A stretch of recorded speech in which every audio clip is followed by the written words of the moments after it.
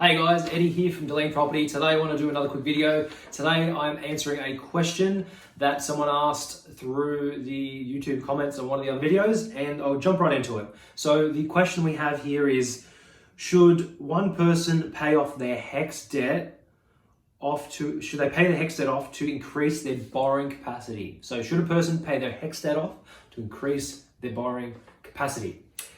Good question. Thank you for the question.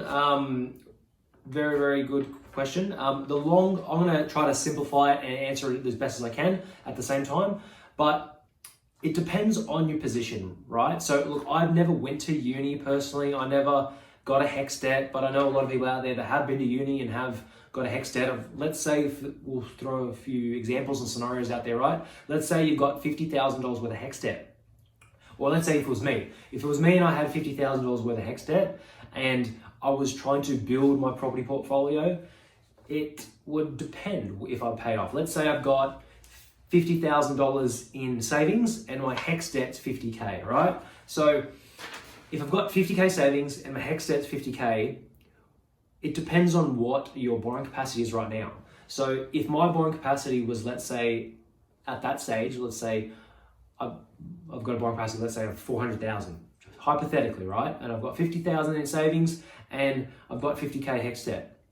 I would, if I could borrow, because a lot of lenders out there, even if you've got HEX debt, they'll still lend you money depending on your personal finance position. So like, let's say the person who asked that question, can't remember the name now, I do apologize, but if you've got a borrowing capacity right now and you're able to buy a property that you want to buy, that's strategically in line with your strategy and your goals, then if you're able to buy it with the finance, like with having that borrowing capacity, then personally, I'll just go off and buy property. I wouldn't pay off the HEX debt.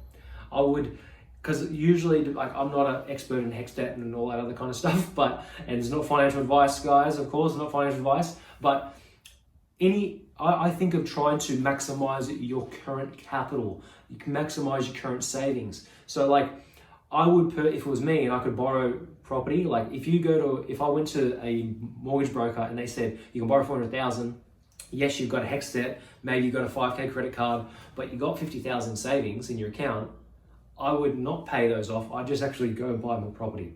I buy at least one property with that, as an example.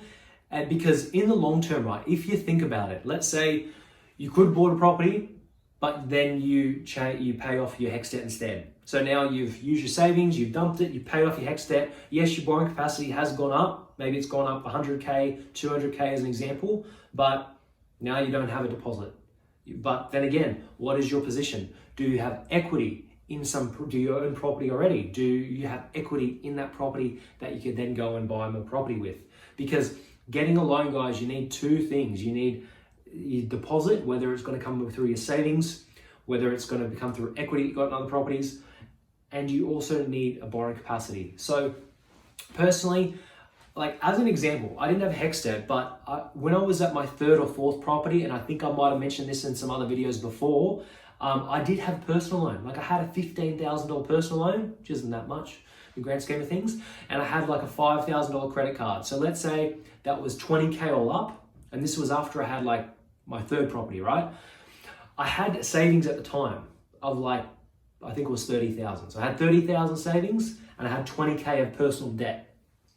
I was thinking back then, should I pay off the personal loan and should I pay off the credit card because get rid of that debt because it's bad, etc. And then I thought about it. I'm like, I'm not really sure.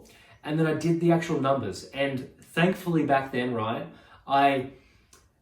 the personal loan was just paying itself off and I could service that because I was working full-time, etc. So my personal situation, I could personally do that. But the 30K I had in savings, right, I went off and bought another property. And then I bought that property and it had growth, it had good cash flow, it was below market value. So then I bought that property, right, I made $30,000 instantly on it because I bought it below market value. Then I refinanced it, took the equity out, and then I used it to buy another property.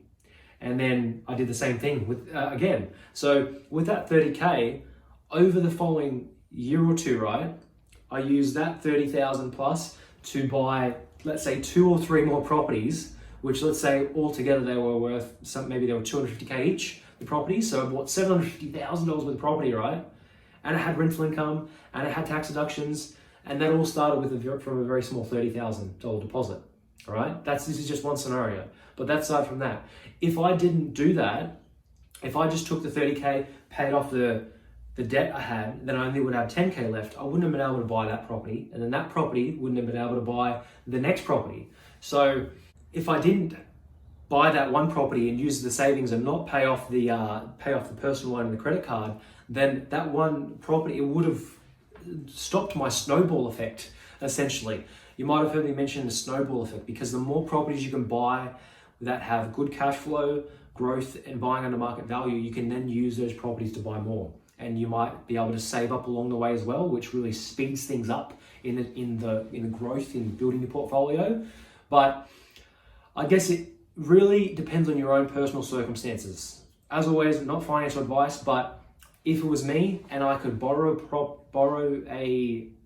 if I could get a loan, then I would definitely just buy more property and have that HEX debt, as an example, behind the scenes gradually pay itself off over time. But if it's really hindering your borrowing capacity and you don't have a borrowing capacity because of that, which if it's only 50K, then surely it shouldn't help it that much. Like, because if it's making your borrowing capacity go down to zero, well then once you actually pay it off, your borrowing capacity might not be that high anyway. It might only be 150, 200,000. So that might be more of an issue of your personal income. And to build up the personal income, you obviously can do 1,000 different things, but like a strategy that I used is I worked full-time, as an example, one job, and I got a casual, but I knew it was temporary job for 3 months, like three to 6 months. And I thought I was going to keep doing it at the time, but I only really did it for like 6 months, that second job. But with finance, they took that into consideration after, I think it was 3 to 6 months. So I was working 2 jobs, and that second job, which I just worked as a bartender, that boosted up my borrowing capacity, basically. So I could borrow more, and then once I did get the finance and all that other kind of stuff, I didn't feel like doing the bartending job anymore, so I just quit the bartending job. So there's thousands of different things you can do to avoid, having to put all your hard-earned savings and paying off, things that, because if you pay it off, then you could have went off and bought 2-3 properties. So, and those 2-3 properties over the 20 years, right? If let's say you buy 2 properties with 250K each, and that's 500,000 worth of property right now that you could be buying, over the next 20 years, even if they just pay themselves off, you're gonna have both those properties paid off. Surely over 20 years, they're gonna double in value. If you stick to like Brisbane or Sydney or Melbourne or something like that, and you buy basic property, surely over 20 years is going to double in value. So you would have had 500 go to $1 million, as an example, plus the rental income is inflationary, plus you get tax deductions. But yeah, so I think of long term and the implications of what you can do basically with that amount of capital. So I personally, it really depends on the question. It really depends on your personal circumstances. I hope this video helps.